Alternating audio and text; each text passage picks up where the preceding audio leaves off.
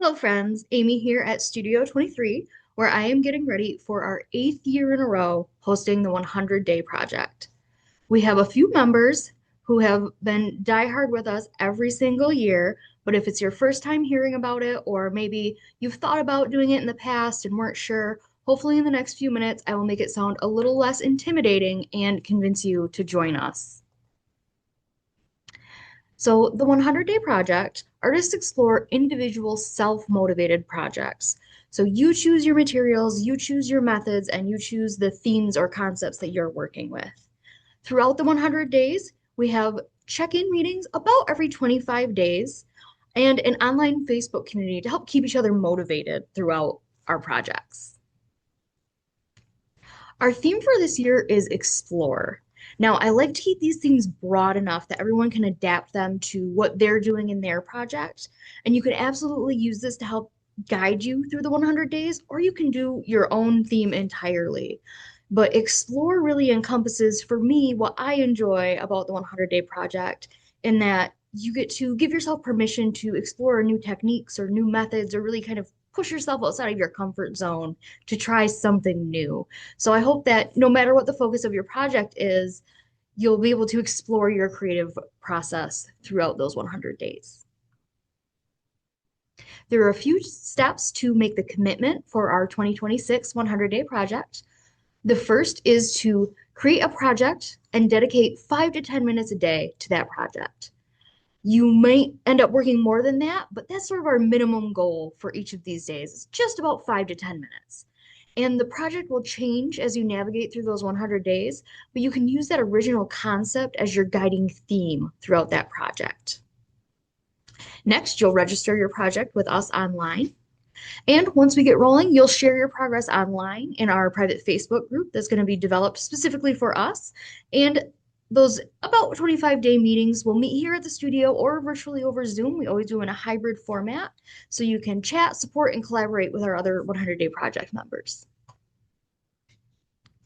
A few things to think about while you're getting ready or creating the plan for your 100 Day Project.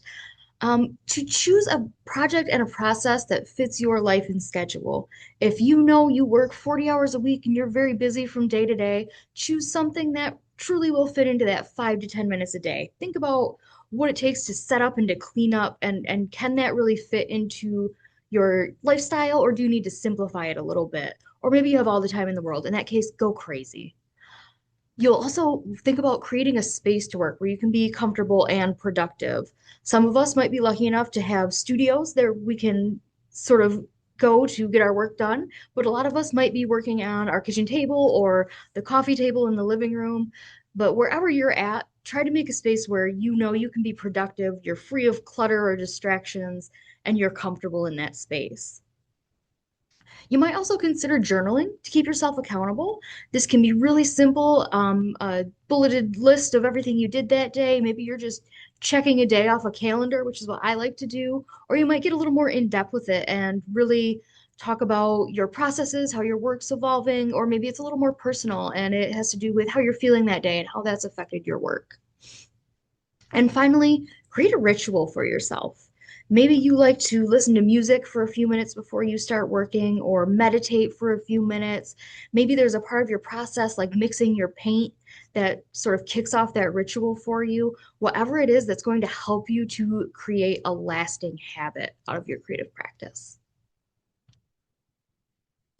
And when you're coming up with that plan that you're going to tell us about on day one, my advice is to keep it simple, short, and concise and allow for exploration. Keeping it that simple, short, concise is going to allow you to veer away a little bit, which will naturally happen throughout the 100 days. And you'll have that main theme or idea running through your project, but you'll give yourself room to explore by not locking yourself into too many specifics from the get go. You'll also want to choose something that you're excited about. If it feels like work on day one, it's going to feel like work for 100 days. So try to do something that is fun and exciting. And again, I think allowing for that exploration allows you to keep things interesting as you're moving through the 100 days. And again, choose something that fits your life. Make sure that it fits within your schedule, your lifestyle, the time and the space that you have to create. So, what counts? Hands-on creation, whatever that looks like for you, using whatever materials, tools, etc. It might be sketching, journaling, or just working through ideas and concepts. It can be prep work like priming your canvas, cutting your paper, or finishing touches like matting and framing. And a lot of people choose to include research and gathering your inspiration as a part of their 100-day project. So that might be reading or listening to or watching interviews, podcasts, documentaries. You might be going to a museum or a gallery. And of course, our 100-day project meetings, I always count for myself. Some tips on keeping your momentum throughout the 100 days. It takes about 3 weeks to develop a habit. So getting started is usually the most difficult part. Once that habit has stuck, it becomes easier to devote the time each day to creating. So this is where creating that ritual for yourself comes in to really help make that habit stick within those first 3 weeks. And of course, join our meetings at the 25-day intervals and share your work on our Facebook group. We'd love to see that in between the meetings because not everybody can make it to each and every one. So really share your work online, even if it's not with our group, if it's outside of that, you can use the hashtags for the studio or the 100-day project, and that might connect you with people doing their own version of the 100-day project all over the world. And stay flexible. Your project is going to take on a life of its own no matter what. So just roll with it. And remember that you make your own rules. If life gets in the way, just start and start again. If you miss a day, maybe you spend 10 minutes instead of 5 the next day to make up for it. Create your own rules or structure that can help keep you on track and keep you motivated throughout that time frame. And don't get discouraged if you drop the ball one day. Don't ever feel like you can't come to a meeting because you're behind. Chances are we're all a little bit behind. Our first day kickoff meeting is going to be January 6th at 5 p.m. Again, we do have hybrid options. So if you're able to join us in the studio, I absolutely encourage everybody that is able to be there. But it's wintertime. Sometimes the roads get rough. We have some folks from a couple cities away, and we have a few people that usually join us from another state. So you can always follow the Zoom link. I'll send out an email before the meeting or come to the studio in person. For that first day, be ready to share your project plan and talk for about 5 minutes about what you think you're going to be doing. You can think about your materials, your process, and the concept or idea that's going to be the spine or the overarching theme of your project. And come with some questions you might want to ask others about your project. Maybe you're looking for advice on how to keep going through all those days or how to simplify your project into something that you can continue with. We can kind of work out those kinks during that first day meeting.